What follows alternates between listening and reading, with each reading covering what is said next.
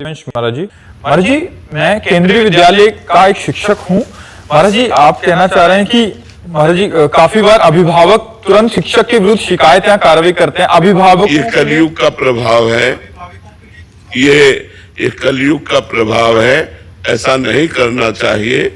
ये हम जरूर प्रार्थना करते हैं कि जो अध्यापक हैं उनको बच्चों के साथ पशुता का प्रयोग नहीं करना चाहिए।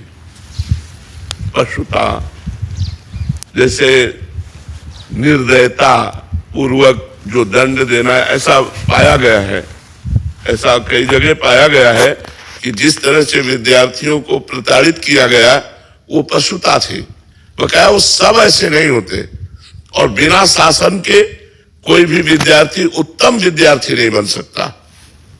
अगर अभिभावक लोग विद्यार्थियों को डांटने पर, विद्यार्थियों को थोड़ा सा दंड विधान करने पर, टीचर को धमकाते हैं, तो वो ये समझ ले अपने बच्चे के भविष्य पर हम पानी फेर रहे हैं, अपने बच्चे को हम उद्दंड बना रहे हैं, अपने बच्चे को वो साथ दे रहे हैं। ऐसा नहीं करना चाहिए। बिना डांट के उस अवस्था में पढ़ाई में मन नहीं लगता। तो अभिभावक जनों को ऐसा नहीं करना चाहिए। और ये कलयुग का प्रभाव, कभी ऐसा नहीं हुआ। घर वाले जाकर और बोले हैं कि आप इसको डांटिएगा, आप इसका जीवन बनाइएगा, ना कि आप डांट नहीं सकते, आप बोल नहीं सकते, तो आप तैयार रहिए। वैसे उद्दंड बच्चे हो जाएंगे कि वो आपको भी गाली देंगे और आपको भी पीटेंगे, घर से निकाल देंगे। महाराज, माँ बाप मानने के लिए तैयार ही नहीं होते कि हमारा बच्चा ऐसा कर सकता। हाँ, इसीलिए वो आगे सब मान जाएंगे।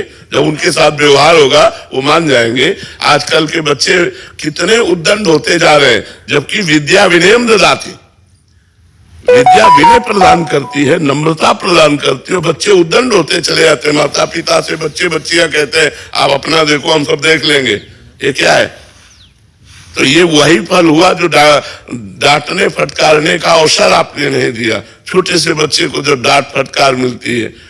एक बार एक बच्चे ने पेंसिल चुराई, पेंसिल, और माँ से बोला माँ पेंसिल चुरा के लाया हूं। उसने कहा शाबाश, लिखने के काम आएगी। वही चलकर सुल्ताना डाकू हुआ। सुल्ताना डाकू का चरित्र दिखाया था, और जब उसको अंग्रेजों ने फांसी देने की बात कही तो पूछा तुम्हारी आखिरी इच्छा क्या है? तो उसने कहा मुझे मेरी माँ से मिला दो। उन्होंने सोचा मात्र प्रेम के कारण। जब माँ मिली तो दांत से नाक काट लिया। तो अंग्रेजों ने पूछा ऐसा क्यों किया? बोले अगर पेंसिल पहली बार चुराई थी और ये थप्पड़ मार देती तो आज मैं फांसी पे न चढ़ता। जिसने कहा बहुत अच्छा, तो मैंने समझा अच्छा कार्य है, तो मैं चोरी करने लगा। आज सुल्ताना डाकू हुआ। इतना बड़ा डाकू की फांसी की सजा मिल रही, उसका मूल कारण मेरी माँ है। तो अगर माता पिता बच्चे को शासन नहीं करने देते तो वो अपने बच्चे के भविष्य को बिगाड़ रहे हैं। पक्की बात। ये आपका ही नहीं, कई अध्यापक प्रिंसिपल आ चुके जो ऐसा प्रश्न कर चुके हैं। तो ये बात जरूर है। हम उन माता पिता से प्रार्थना करते हैं कि जो बच्चों के साथ पशुता का व्यवहार करते हो आप उनका विरोध कीजिए, लेकिन जो बच्चों को धार्मिक और आध्यात्मिक लौकिक शिक्षा में प्रवीण बनाने के लिए कुछ शासन करते हैं, लेकिन हम इस बात का भी विरोध करते हैं कि पशुता का प्रयोग नहीं करना चाहिए। बच्चे हैं, उनको नॉर्मल दंड देना चाहिए। खड़े हो, चलो यहाँ खड़े रहो, थोड़ा भय दिखा दिया।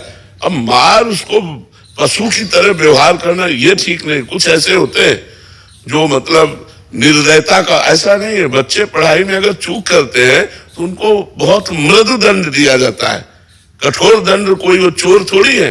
अच्छा, वो सयाने नहीं है। 10 वर्ष, 12 वर्ष, 15 वर्ष, 16 वर्ष, 18 वर्ष, ये सब कोमल अवस्थाएं हैं। तो ऐसे बच्चों को खड़ा कर दिया, सबके सामने थोड़ा सा डांट दिया, ये ऐसे चलेगा। अब अगर इसका भी विरोध होगा तो फिर वो उद्दंड तो हो ही जाएंगे। बहुत उद्दंड हो जाते हैं, बहुत बच्चे उद्दंड हो जाते हैं।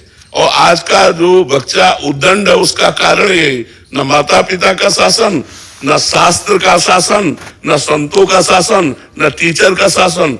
तो फिर क्या मनमानी आचरणों में उतर जाते हैं, ड्रग्स लेने लगते हैं, हुक्का पीने लगते हैं।